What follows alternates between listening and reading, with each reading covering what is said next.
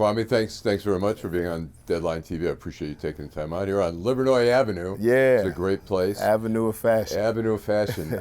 So it's been a year now. Mm-hmm. What's going on in your life? What's I know there's a lot. It's a lot. Happening. Well, first, married. You know, Congratulations. I have a family now because I have a new son. You know, in terms of a new 11-year-old son, and so I'm learning how to be an 11-year-old dad again. And then learning how to be a husband again. And so that's one. And then also we launched a ministry, Movemental Ministry. The public launch is January 20th down in Marietta, but I've been ministering around the country, preaching and teaching and doing Zoom every week, you know, Bible study. So doing that, and then just trying to understand how this new world works, you know, post-pandemic or during the pandemic, quarantining, and how do you engage? I'm a people person. When I left the streets, it was a press the flesh generation. Right. You know? Now it's texting. It's texting. It's Zoom. Right, it's nobody is talking to one another. You got to set up a Zoom meeting. So that's the difference now. But I'm learning. The name of your ministry is Movemental Ministries. Movemental. Yes. And so you're going to be out of Georgia. Well, yeah, it's a virtual ministry. It's a virtual so ministry. we will be everywhere at once. We're actually, taping and filming. We'll be taping our Bible studies, taping the sermons in a facility in Georgia. And you're going to have a weekly Sunday service? Yes, Saturday. We're going to do Saturday services. We're going to do preaching on Saturday. I don't want to interfere with what the churches are doing now. Right. I think people need to be where they're getting fed. Right. But we're going to do a Saturday worship service, and we're also going to have 2 Bible studies a week, one on Friday. We've been doing the one on Friday for about 6 months. We typically have between 60 and 100 people. It varies from week to week. But we're also going to add a Tuesday Bible study. And so people will be able to see that study twice. And then we're doing these strategic sessions that we're going to have in workshops along the lines of how to apply the Word of God to your everyday life, parenting, friendship.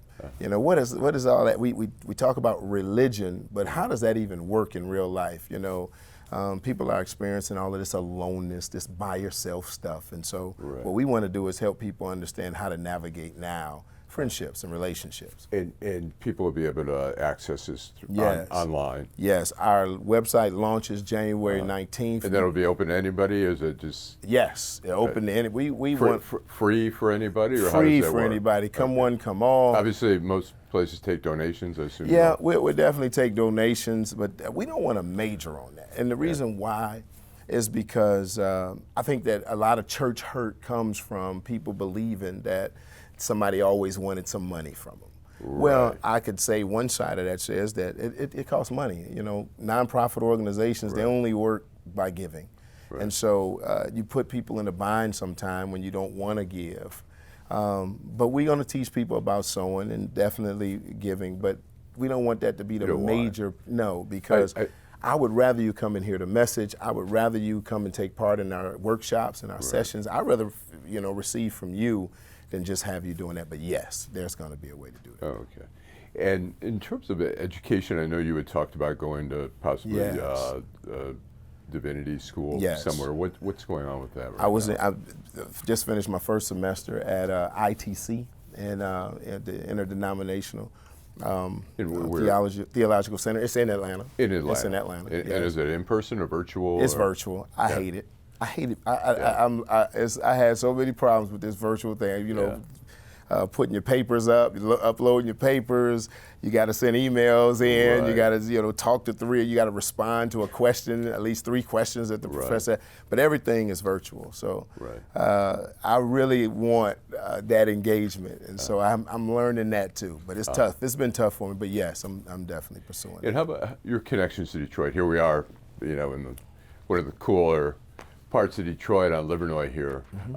What's your connection with Detroit, and where do you see the future? Do you see coming back here ever, or your family, your mother, your father, are all down? Yeah, they're all in the South now. My sister's down in the South. My children are not in Detroit. I don't ever want to say never, but I have no plans to come here. And right now, for this season, I don't believe that I'm gonna be in Detroit. I think I've learned in this life that you never say never.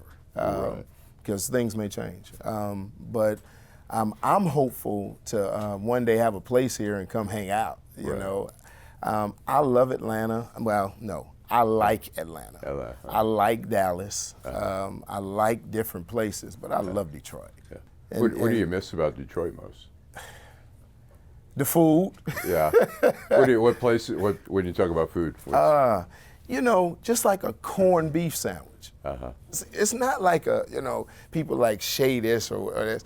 I just like a coney, a corned beef sandwich. Right.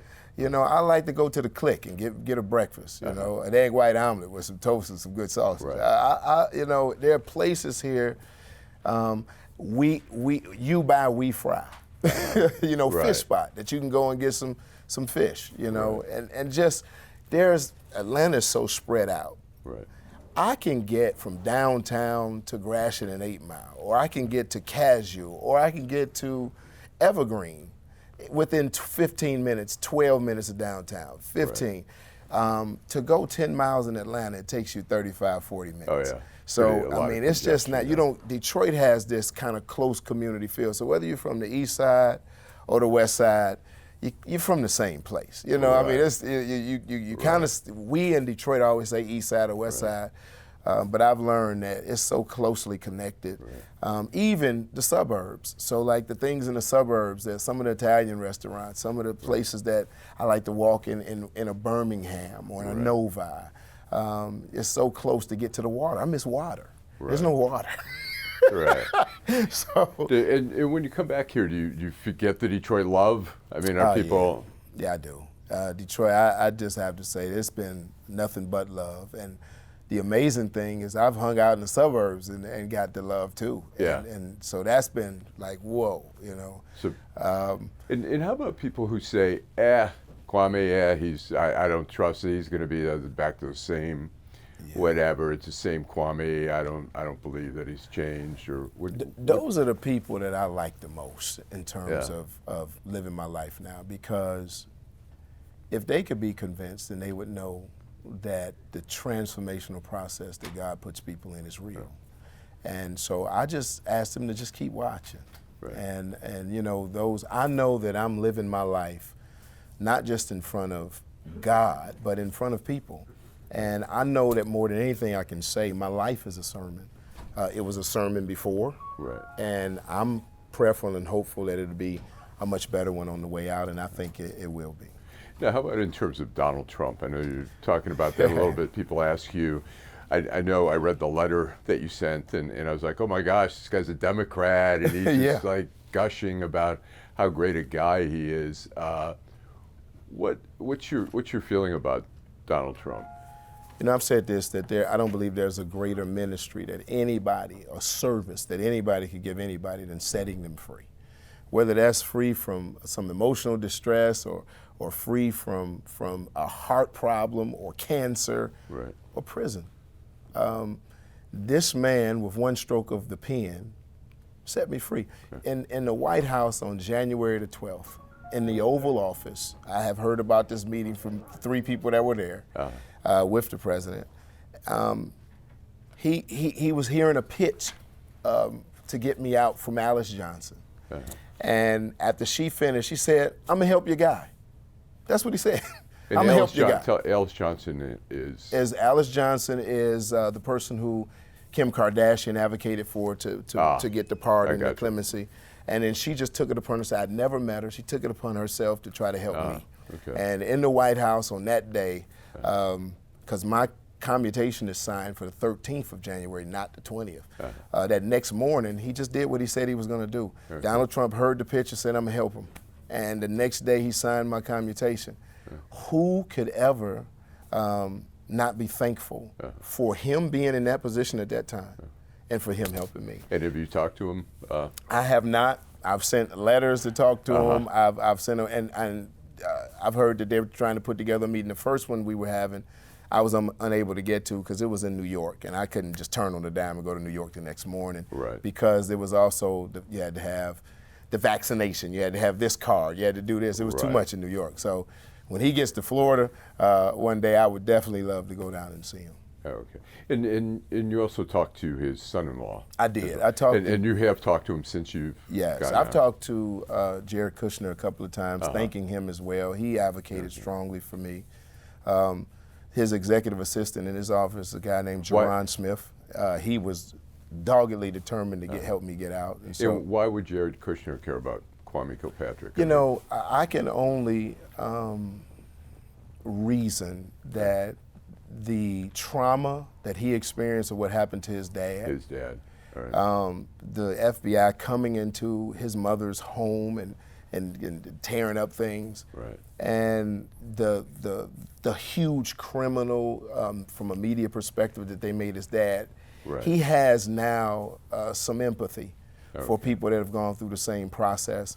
And so, you know, he's not just, it wasn't about Kwame Kilpatrick, he's now still working behind the scenes, helping criminal justice efforts and everything else. I just think when you've been engaged with that process in some form or fashion to the point where it assaulted you in some way, Right. you really do want to figure out how you can help people in it or how you can change it. And you mentioned that was it him who read the column from Deadline, or? Yes, your column from Deadline, 28 years, it started in first a trickle of conversations in D.C. Because Pete Carmanos took that article with him, Craig DeRoche took that article with him, Alice Johnson had that article, that was one of the things she was armed with. Alveda King in Atlanta, she was armed with that article. I don't know how all those people got the article in their hands. Right. Well, I can know how Pete got it, but I don't know how everybody else got it because, you know, it's no relationship. These people are from other places, they're somewhere else, Right. but it was that article that came from a media outlet in Detroit that started the conversation in Detroit about why is anybody, you know, politically, is this okay for us to do? Right. And I just thank Deadline immensely for that. I don't know if Pete or Craig DeRoche or everybody would have been have the leverage they had and the force and the profundity that they had without carrying something that said, hey, it's not just me. Here, look at this. Right. I know we're limited on time, so I'll finish up a couple questions. What do you think about Detroit, Mike Duggan, how things have gone? I mean, obviously it's changed a lot since. You know, I called Mike the first time I was here. I was riding down Woodward, and I called him on the cell phone, and I told him it looks great here. You're doing a great job. It looks great. When you say that to somebody, I know there are people that are detractors that'll say, oh, I don't like this person, that person. What I was telling him is that the vision and dream that we saw once of what would be, it's manifested. Right. And it's continuing to manifest even more. And so I'm happy. I'm happy that the city is in a period of transition. And transition is always hard for some. Right. And so, you know, I'm hopeful. I said this before when I was asked about gentrification. It's not really about gentrification. I mean, that word, it just sparks so much, you know, enmity with so many people. Right. It's not gentrification as much as it is the indigenous people, the people who stayed and kept the lights on, the people that are in neighborhoods on the east and west side, that they be involved also in the transformation, that they have buy-in and they have a reason to feel that the city is still theirs as well. And so I hope that some kind of way, Mike, in this next 3 years or so he has, that he can make that transition.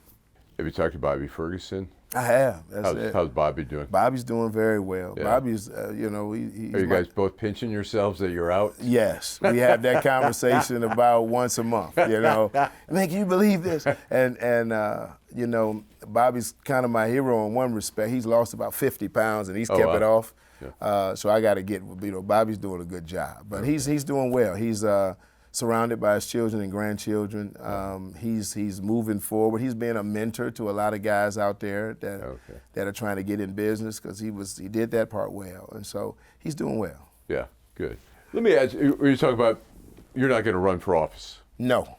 You have no interest Absolutely in that. not. Do you feel like you let people down by what happened during your administration? Well, I've talked about that in about 3 or 4 different interviews over the last 15 years, and certainly, you know, when people put their, you know, faith and say and go vote, you know, and they don't realize the manifestation of what you thought and what they thought would happen. Certainly, so what we have now is for everybody to live from this point forward and Right. figure out what we do now.